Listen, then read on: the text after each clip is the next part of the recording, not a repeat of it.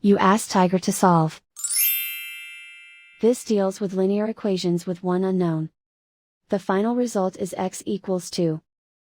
Let's solve it step by step. Group all constants on the right side of the equation. Subtract 3 from both sides.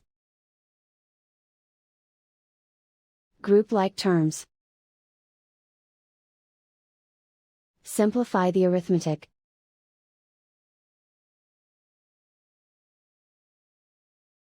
Isolate the x. Divide both sides by -5. Cancel out the negatives. Simplify the fraction. Cancel out the negatives. Find the greatest common factor of the numerator and denominator. Factor out and cancel the greatest common factor. And so the final result is x equals 2.